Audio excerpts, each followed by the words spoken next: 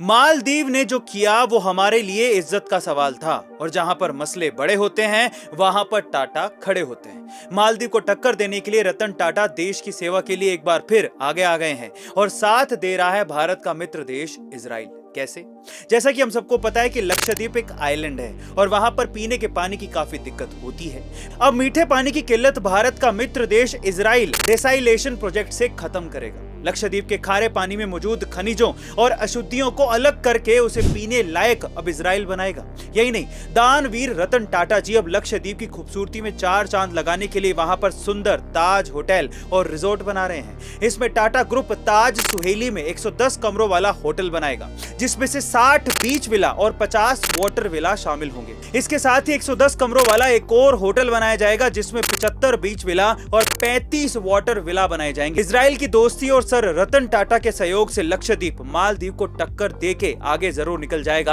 आपका इसके बारे में क्या ख्याल है? कमेंट सेक्शन में जरूर लिखिएगा। दुबई की किस्मत तेल के कुओं ने बदली थी और वहां के ऊंट चराने वाले अब शेख बन गए हैं। क्या ऐसी किस्मत भारत की भी खुलने वाली है? क्योंकि यहाँ भी तेल के कुएं मिले हैं। दरअसल भारत की ओएनजीसी कंपनी को आंध्र प्रदेश के कृष्णा गोदावरी बेसिन में काकीनाडा तट से 30 किलोमीटर दूर तेल के 26 कुएं मिले हैं, जिसके अंदर कच्चा तेल और गैस मौजूद है। असल में ये प्रोजेक्ट 2016 को ही शुरू हो गया था, जिसके तहत 4 कुओं से कच्चा तेल निकाला जाना था, लेकिन कोविड की वजह से ये काम रुक गया। पर पिछले साल जब फिर से कुओं की खोज की गई तो लगभग 26 कुओं के बारे में पता चला है। इन कुओं की क्षमता का पता आप इस बात से लगा सकते हैं कि अगर इन सभी कुओं पर फुल कैपेसिटी के साथ काम किया गया तो उससे हर रोज 45,000 बैरल कच्चा तेल निकाला जा सकता है और इससे देश के कुल तेल प्रोडक्शन का 7% उत्पादन होगा। साथ ही दूसरे देशों से इंपोर्ट किए जाने वाले तेल पर भी भारत की निर्भरता कम हो जाएगी और हो सकता है कि यहाँ के लोग भी मस्त शेखों की तरह मालदार हो जाएं। आपका इसके बारे में क्या ख्याल है? कमेंट सेक्शन में जरूर लिखिएगा। भारत की एक नामी कंपनी में झाड़ू पोछा लगाने वाले एक बंदे ने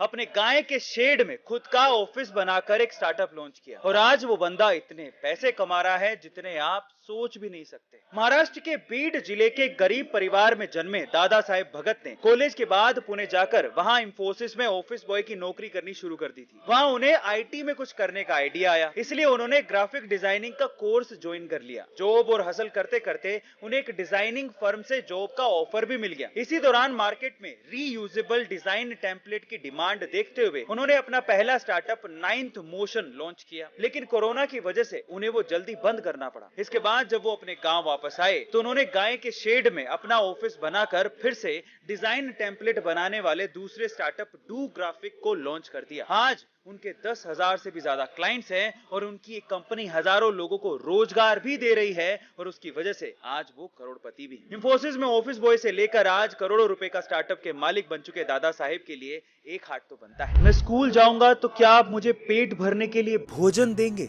गाइस, यही वो सवाल था जिसकी वजह से प्राथमिक स्कूल के बच्चों को आज मिड डे मील परोसा जाता है। ये बात है 1960 के दशक की, जब गरीब बच्चे पढ़ाई के बजाय सिर्फ काम करते थे पेट भरने के लिए। इसी दौरान साल 1954 में एक दिन तमिलनाडु के तत्कालीन मुख्यमंत्री के कामराज तिरुनेलवेली जिले का दौरा कर रहे थे। अचानक से उनका ध्यान रेलवे क्रॉसिंग के पास गायें चरा रहे एक बच्चे पर गया। उन्होंने जब उस बच्चे से पूछा कि तुम पढ़ने के बजाय गायें क्यों चरा रहे हो, स्कूल क्यों नहीं जाते हो? इस पर उस बच्चे ने कहा कि अगर मैं स्कूल जाऊंगा तो क्या आप पेट भरने के लिए मुझे भोजन देंगे? मैं तभी पढ़ पाऊंगा जब मेरा पेट भरा होगा। बच्चे के इन शब्दों ने कामराज पर गहरा प्रभाव डाला, क्योंकि खुद कामराज को पिता की मृत्यु के बाद 11 साल की उम्र में घर चलाने के लिए पढ़ाई छोड़नी पड़ गई थी। ऐसे में इस समस्या को सुलझाने के लिए उन्होंने सरकार के साथ मिलकर साल 1955 में मिड डे मील की शुरुआत की थी। आम आदमी के दर्द और समस्याओं को समझने वाला ही सच्चा नेता होता है।